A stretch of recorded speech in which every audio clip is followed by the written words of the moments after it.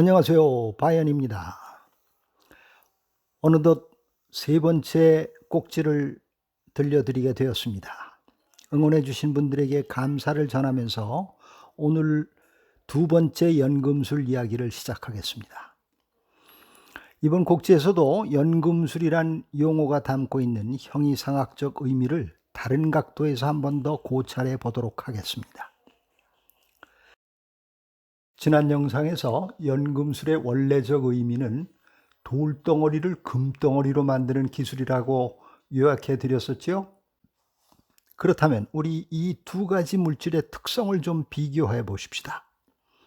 우리가 흔히 말하는 돌이란 물질은 흔하디 흔한 물질이고, 그래서 가치란 측면에서도 금과는 비교가 되지 않을 정도로 낮다고 봐야 할 것입니다.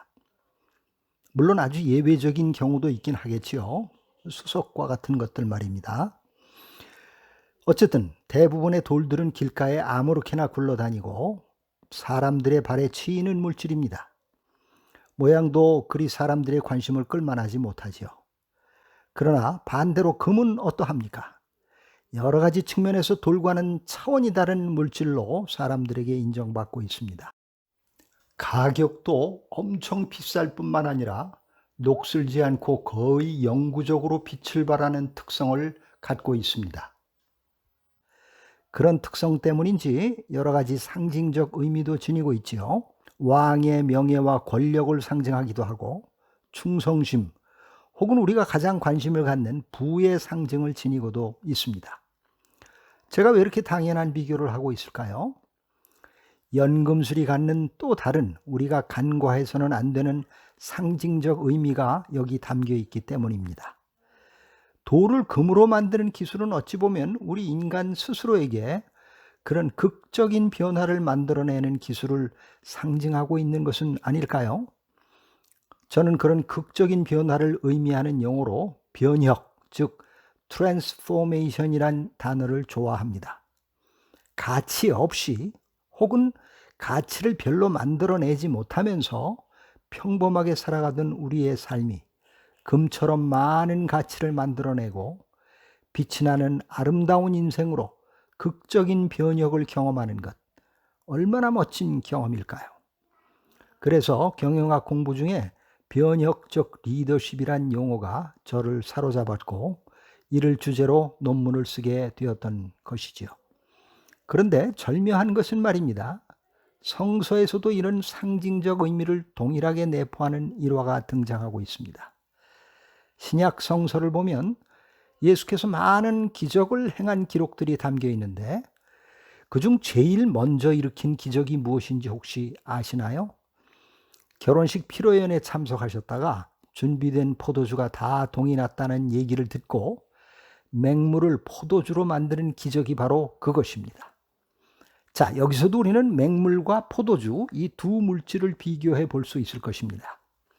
가격적 측면, 맛과 향내, 용도 등을 비교해 보세요. 아주 큰 차이가 느껴질 것입니다. 맹물에 대해서야 일일이 열거하는 것을 생략하고 포도주, 즉 와인에 대해서 좀 생각해 봅시다.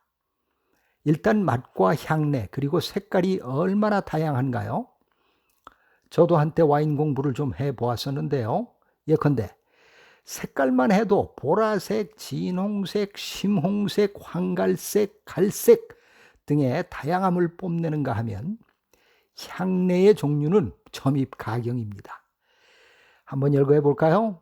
검은 과일, 붉은 과일, 라즈베리, 블랙베리, 자두, 딸기, 모카, 계피, 토스트, 허브, 후추 등등으로부터 시작해서 심지어 가죽이나 흙냄새도 난다고 하죠. 그리고 그 효용으로 말하자면 낭만적 분위기도 연출해주고 사람과 사람을 연결해 주기도 하며 스트레스도 제법 잘 풀어주곤 한답니다. 이런 효용 때문에 아마도 예수께서 사람들에게 기적을 만들어가며 와인을 제공해 주셨던 것은 아닐까요? 하지만 제가 찾아낸 그분의 첫 번째 기적이 상징하는 바는 그런 지엽적인 것보다는 저 연금술과 만나는 지점에 있습니다. 그분이 이 땅에 오신 목적이 바로 인간들의 삶의 질을 저렇게 극적으로 변화시키기 위한 것이라 나는 믿고 있습니다. 맹물처럼 맹맹하게 살던 우리의 인생을 와인처럼 빛나고 아름다운 모습으로 변혁시키는 것, 그리고 그런 기술이야말로 연금술이 상징하는 진정한 의미라는 것, 이것이 오늘 여러분에게 들려드리고 싶은 이야기였습니다. 그리고 이런 기술이야말로 진정 우리가 평생의 공을 들여서 익혀야 할 기술이 아닐까요?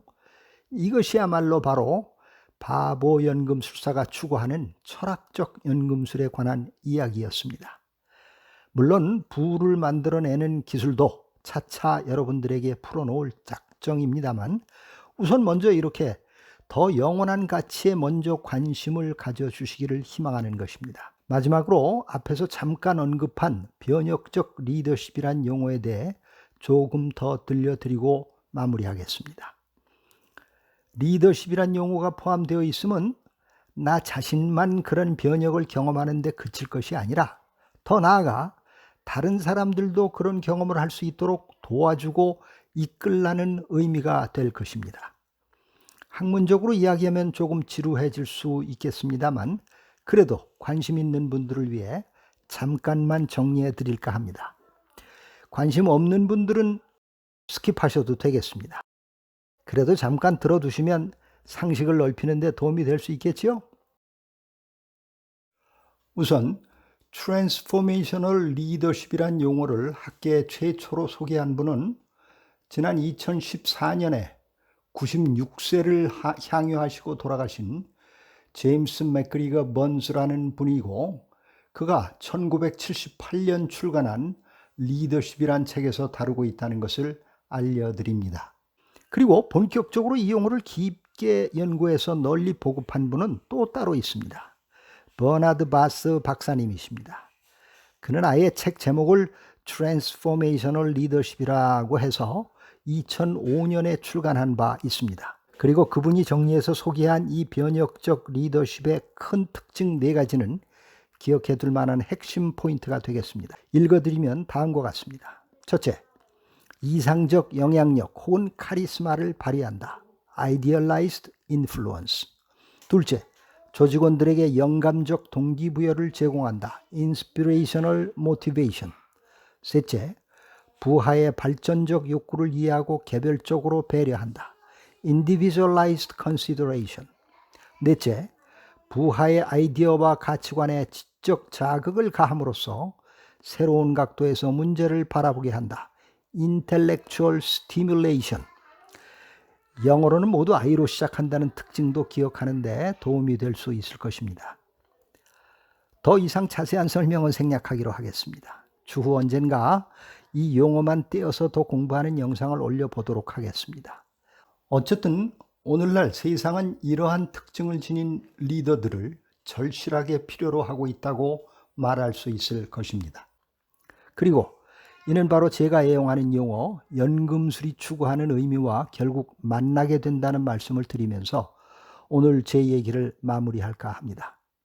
사랑하는 그대여, 스스로가 우선 돌덩어리가 금덩어리가 되고 맹물이 와인이 되는 기적의 변혁을 경험하시기를 간절히 희망하며, 더 나아가 우리 모두 나의 주변에 있는 이들을 이끌어 그런 변혁에 동참할 수 있도록 돕는 리더들이 되어 봅시다. 이것이 바로 현대판 연금술사들의 길인 것입니다. 자, 오늘은 이 정도만 풀어놓겠습니다. 나름 계속 들을 만하다 싶으시면 구독과 좋아요도 눌러주시기를 부탁드립니다. 감사합니다. 바이언이었습니다.